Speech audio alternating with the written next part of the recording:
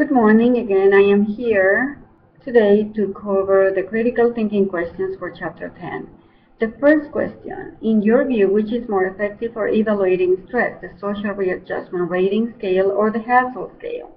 Explain the advantages and disadvantages of each. The social readjustment rating scale measures stress by ranking different life events from most to least stressful and assigning a point value to each event. There are 43 life events on this scale, which range from death of a spouse, which has 100 stress points, to minor law violations, such as getting a traffic ticket, which has 11 points.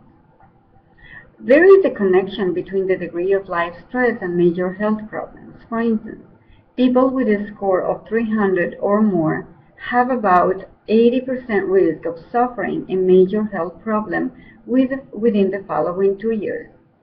And those who score between 150 and 300 have a 50% chance of becoming ill within a 2-year period.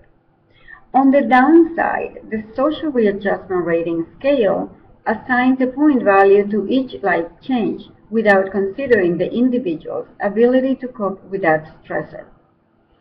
Scores reliably predicted disease progression in multiple sclerosis patients during a study, but those who used more effective coping strategies displayed less disease progression than those who coped poorly.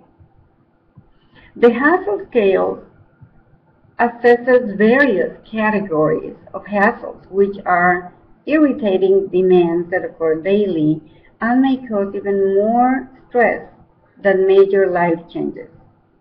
Unlike the social readjustment rating scale, the Hassel scale takes into account the fact that items may or may not represent stressors to individuals and that the amount of stress produced by an item varies from person to person. The advantage is that this scale evaluates positive and negative events that happen in each person's daily life. Individuals have more control over them and therefore are better able to develop strategies that will help them deal with hassles and enhance uplifts in their daily lives. The disadvantage of the Hassel scale is that it is too general and does not take into account chronic stressors, such as poor living or working conditions. The second question, prepare two arguments, one supporting the position that alcoholism is a genetically inherited disease, and the other supporting the position that alcoholism is not a medical disease, but it results from learning. To answer the first question, those who believe alcoholism is a disease state that there are genes with a genetic link to alcoholism. According to this statement, once the condition sets in, it persists involuntarily with irresistible and uncontrollable cravings.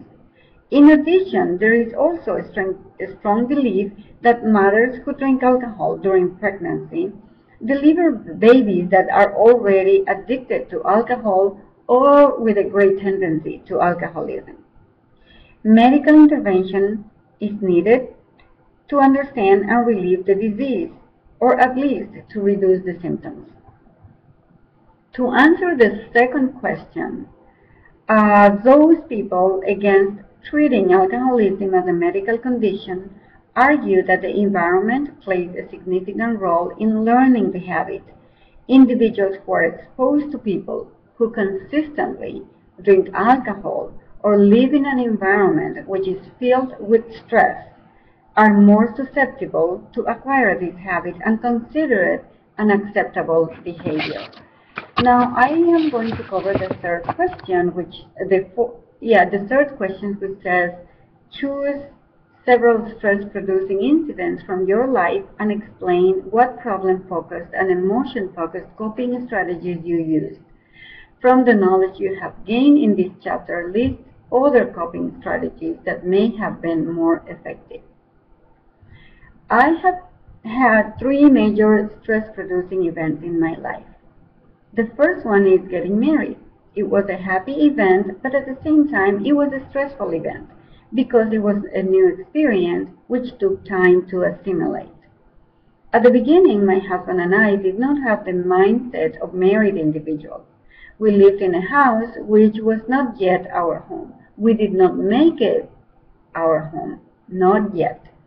Our respective families still occupied the first place, and in time, this fact caused stress.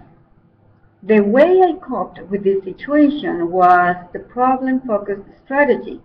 I worked really hard for a long time at becoming more independent, both of us, from his family and from my family, emotionally and financially, which I thought will eventually reduce the source of my stress. Eventually, it worked out. The second major event that I had in my life was having a child. This was the most beautiful experience, but still it caused me stress, a different kind of stress.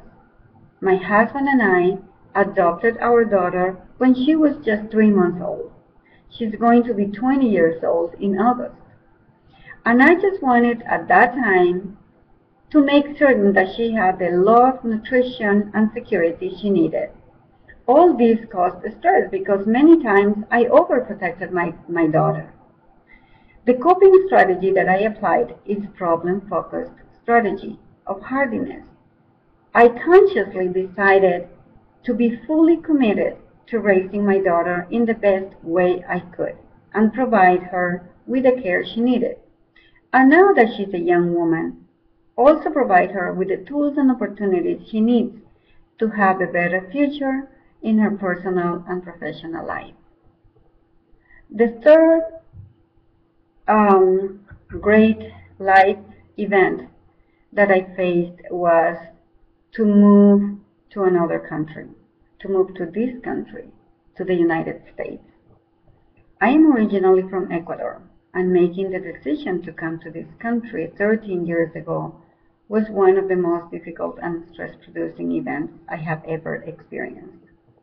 It caused me a negative stress due to the emotional impact leaving my home country had on me.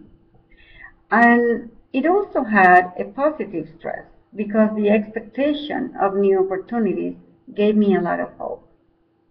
The coping strategy that I applied is problem-focused strategy of hardiness and perceived control.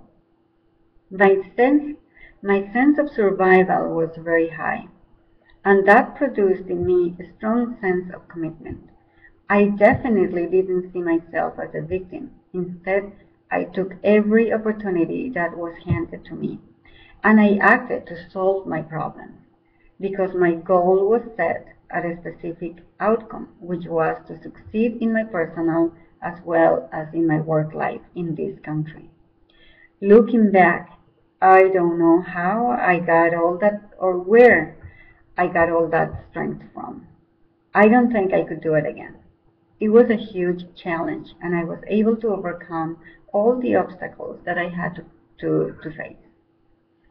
From my new acquired knowledge, which I wished I had at that time for all three events that I had just mentioned, I think that had I known, for instance, about the Lazarus cognitive theory of stress, I could have been able to approach all these events with a different perspective and apply a combination of different strategies that could have helped me achieve better results in some of the mentioned circumstances.